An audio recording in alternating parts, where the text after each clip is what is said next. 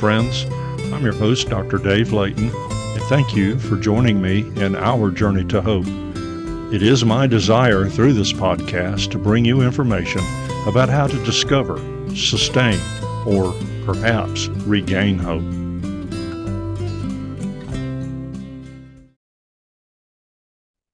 Friends, today I'm joined by Don Williams. Don has dedicated his life to bringing others hope through our Lord Jesus Christ.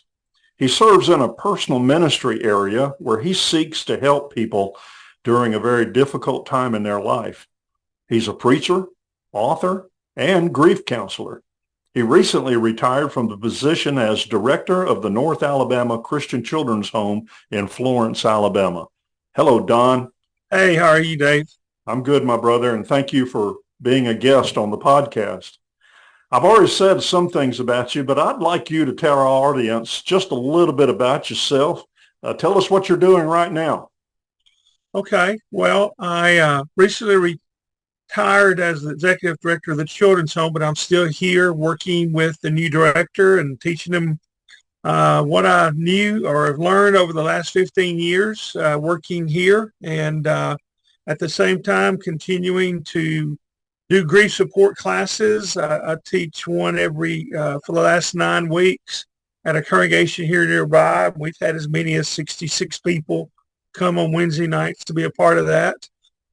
We continue to do workshops. Also, I'm going to be doing some stuff on dementia real soon at a workshop here in the area. And my brother and I also do dementia cancer workshops as well as grief workshops as well. So that and filling in preaching and seeing after grandkids keeps us sort of busy.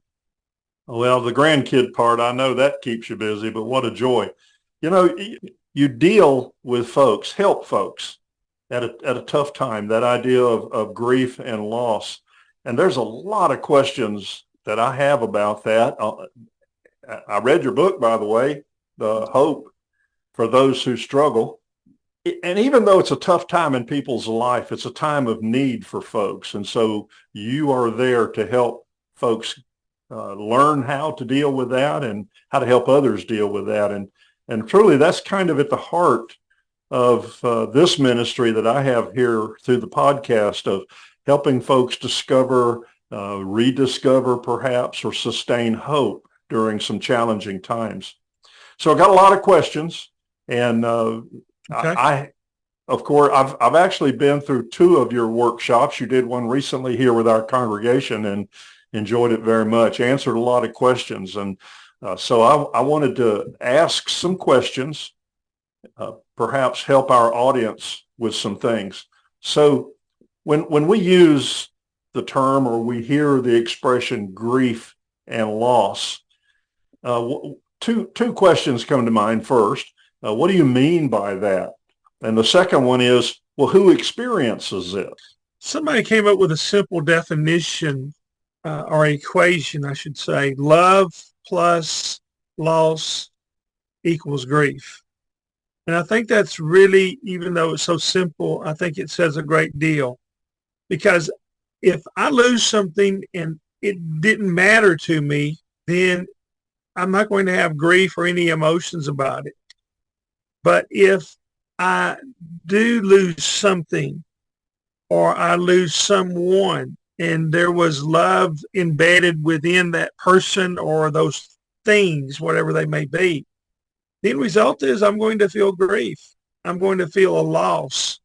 Something has been sustained because of the emotions that were invested within that person or persons or that situation. Maybe, a person has a work that they have done for so many years, and all of a sudden plants shut down, or they say you're no longer needed. And even though they may give you a going away party and give you a gold watch or whatever the case may be, you're still going to feel a great deal of loss because that's who you were, especially as a man, or that's what you were about. And it's going to take a while to try to work through that, trying to fill your life with something else. The same thing is true of a person. We give so much of our emotions and our time into the life or lives of people. And then through death, whether it be suddenly or whether it be anticipated, and even then, there's still some shock and numbness involved because we always try to think maybe a person with cancer can still survive and there can be other medicines or other operations that can take care of that.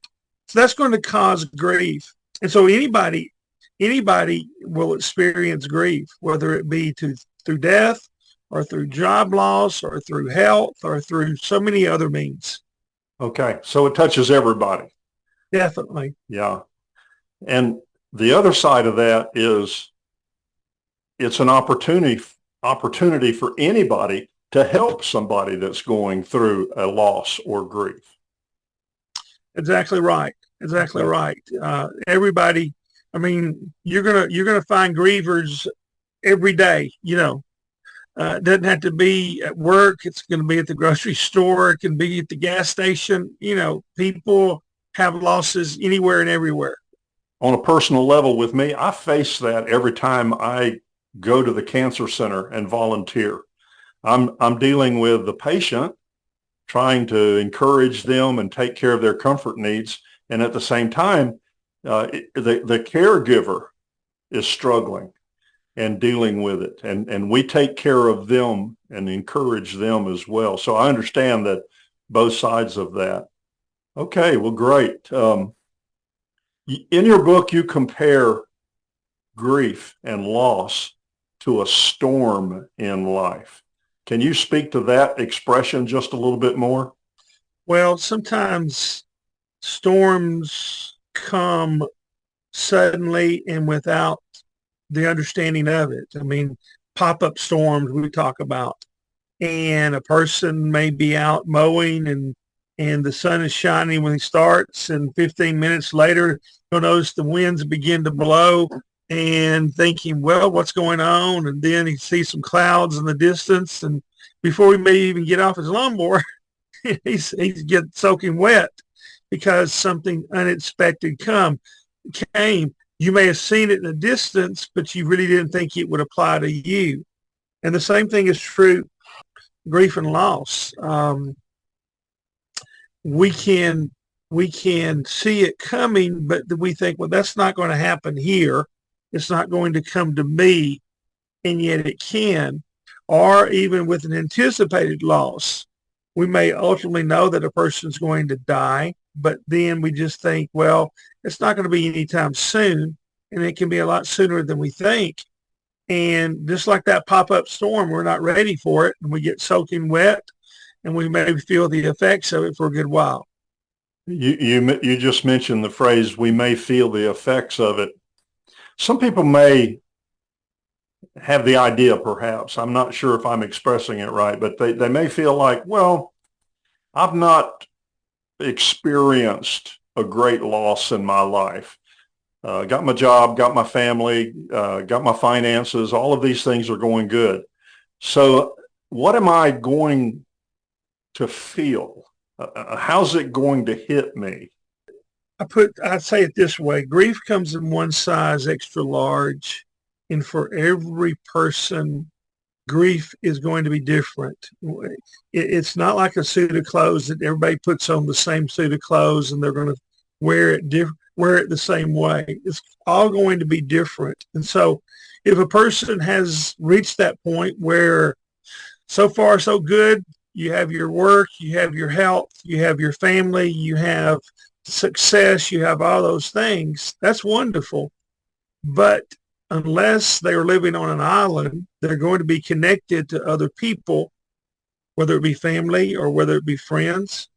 And those phone calls are going to come where someone has died suddenly in a car accident, or where that grandparent, your parent that was the epitome of health, now has a disease. Just today on Facebook, a friend was sharing with everyone that her father has the dreaded cancer now. And this is day one of the beginning of his treatments and everything and the journey that was involved.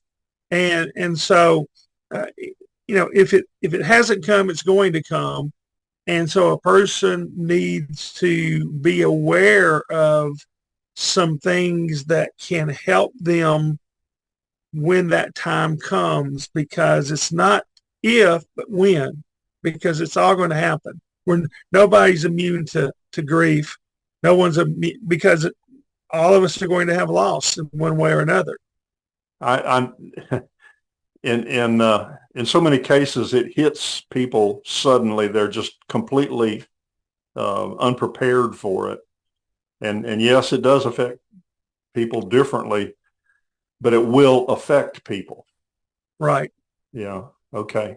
Well, let me ask you, is it a sign of weakness if I express my grief? Not at all. It used to be that society would not allow people to talk about their grief. I mean, even today, people get together at church or at gatherings or at parties, and we talk about politics. We talk about our favorite football team. We talk about the weather. But depending upon the people that are around you, if you say, I lost my mother the other day and I'm really having a hard time, some people may gravitate to that, but there are a lot of people who are just sort of going to pull off on the other side because either they don't understand or that's just something that they don't want to deal with. We are now more open to the idea of dealing with grief and loss. COVID, I think, caused that void in the lives of people for some 3 years. And so I think now people are beginning to see not only the more problems caused by that void, but secondly, people are more open to the idea of sharing their feelings because one, they couldn't because of COVID restrictions, and two, they had voids that took place that they never had experienced before. I'm sure you and your wife were just like us. It was us and that was it. And you picked up your groceries or you had them delivered. And for a while, people couldn't even, go to church services or whatever the case may be. So there was a lot of issues that were caused by that. And a person is not weak for suggesting that they feel a void in their life. I think it's a way to let people know I'm human and I am in need, and I'd appreciate your care and concern. So I think for the most part, people understand it, but there's some who still don't, and that's just the way it goes.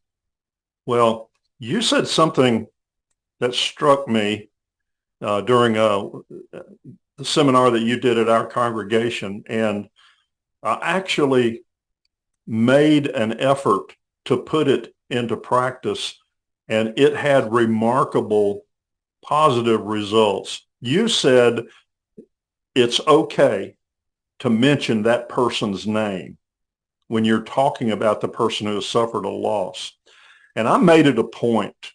One that comes to mind right away, one of the widows in our congregation, she's a sweet, sweet lady. And I went over and talked to her. Her name is Evelyn. And I said, Miss Evelyn, I miss your husband. And we got to talking about him. And I made a point, mention his name and talked about some of the things that I appreciated about him and missed about him. And it was a great conversation. I could tell it meant a lot to her. And I thought, that's just good advice. They were a person and they're still a part of people's lives. And so we need to keep that love and memory fresh. That's true. And a lot of times we don't do that. And I remember a story, one place that I went to do a workshop where the husband had died very suddenly of a heart attack, and the paramedics came. They did all that they could do. They could not resuscitate him, revive him. pronounced him dead. But she, in shock, of course, had family or someone to call the funeral home. They came, and as they had done the things which they do in terms of removing the body and whatever, the person from the funeral home said, "Well, we are finished now, and we're going to take it on to the funeral home."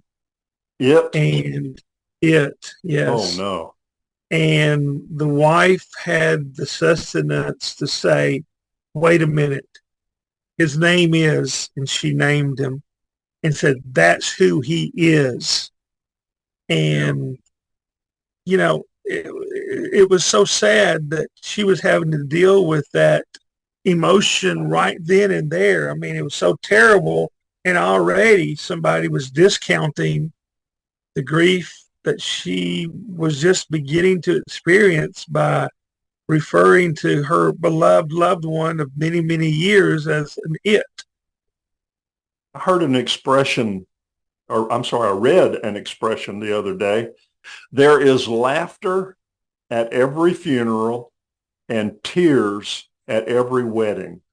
And I thought about that when I read that. I thought about my brother-in-law died suddenly, traffic accident, and at his funeral, we were laughing, remembering some of the antics that he would do. He was a hunter and a sportsman, and he had a great personality about him. And it was all memories, the good things about Bill that we wanted to keep in our mind.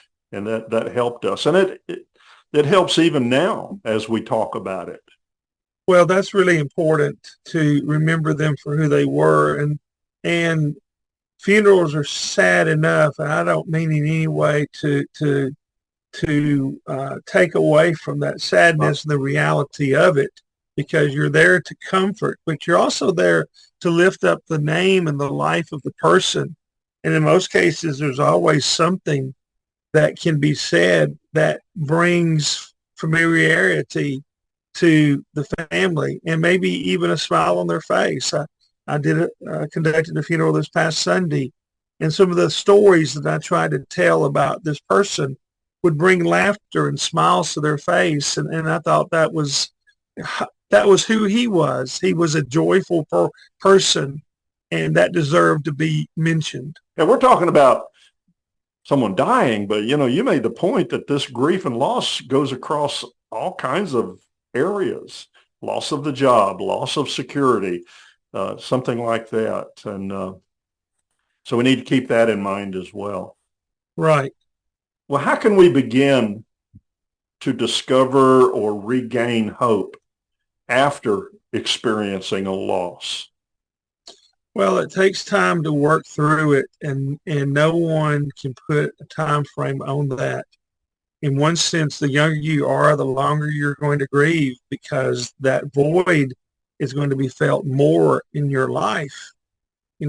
For a parent, a younger parent, child who is an adult child loses a parent early in life, then they're going to remember that loss even more so as their children, live life without a granddaddy or a grandmother, or the weddings of those grandchildren, or the all the events, graduation from high school, graduation from college, work, all those other things. You're going to feel that void because they were such a part of your life, and you're going to have to deal with that. I tell people that it helps if you can find a good church that loves you for who you are, even in your grieving situation, that you can find good books that hopefully can give you information. There's all kinds of different things there on the website or out there in our world today that can help you, even support groups. We were last night talking about widows and widowers and their loss. And somebody was telling me about a new support group that you can get on Facebook and learn all kinds of, wonderful things by listening to others in their own grief journeys. And so that's really important to reach out and to try. Certainly God's word can be of help and comfort to you. I knew a lady who said that Psalms and Proverbs became a whole lot more important to her after the loss that she had to deal with. It seems like holidays are perhaps some of the toughest time to get through, especially holidays that occur recently after a loss in someone's family. And I think it's, as we're entering in a holiday period, we need to be aware of that and include those people in the holiday times. Very true. And I tell people, feel what you feel.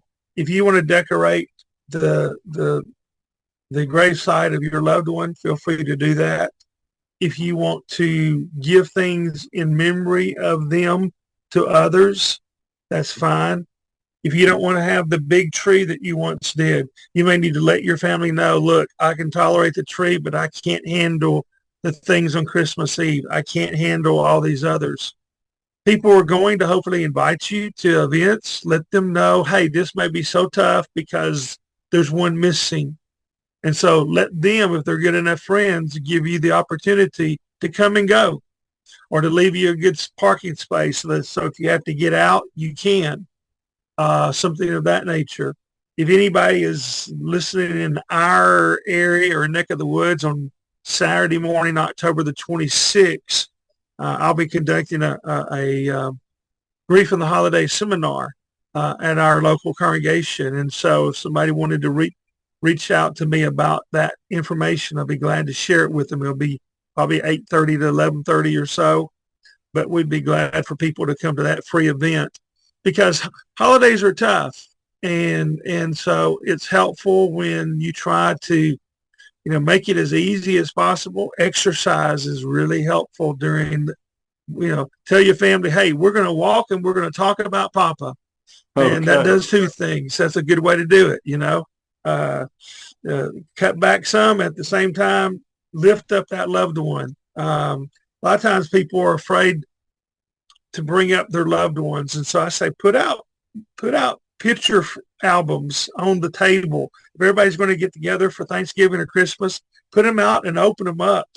And somebody will walk by and say, I was there when Papa caught that fish. And what you don't know is he almost fell out of the boat when he was pulling it in.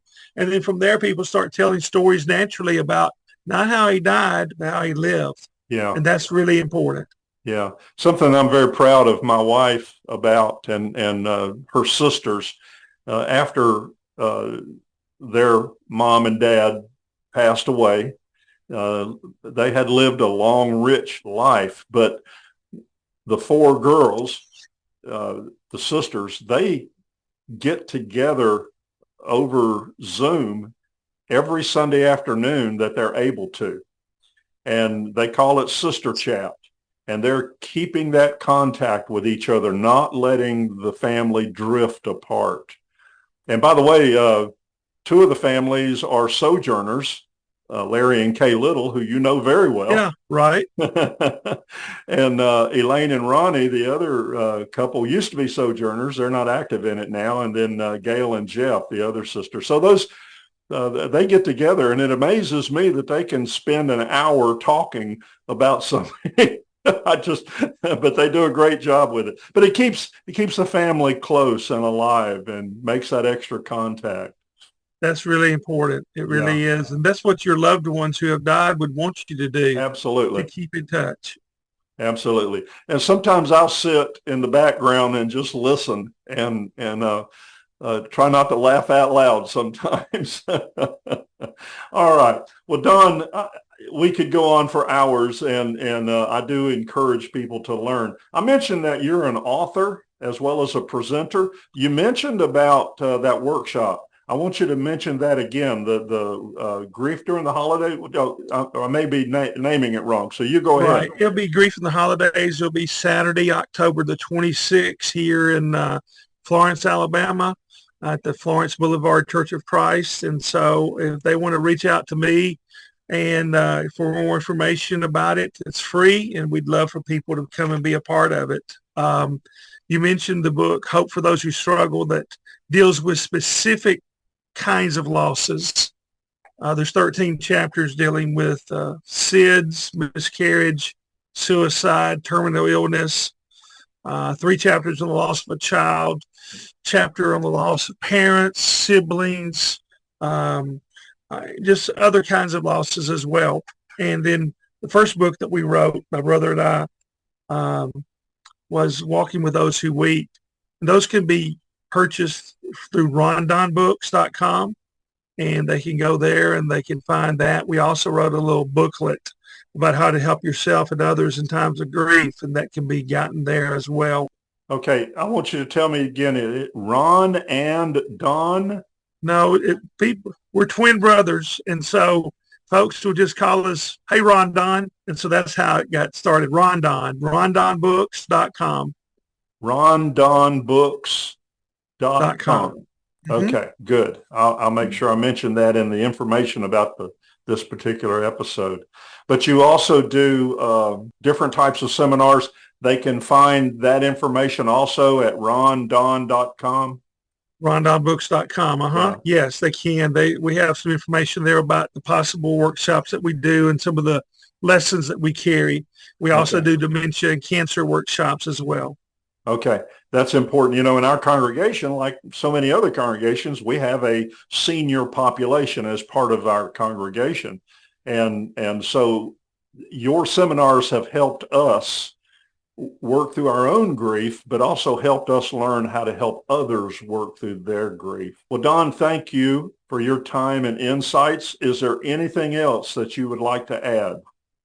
No, just be good to yourself, because a lot of people don't understand. They'll put a time frame on your loss. If somebody says it's been 6 months since that, should be over that by now. Just be kind enough to forgive them, because they typically haven't had a loss. So they would not be saying that. And so be good to yourself. Look for folks that can be of help to you. And again, God and his word means so much.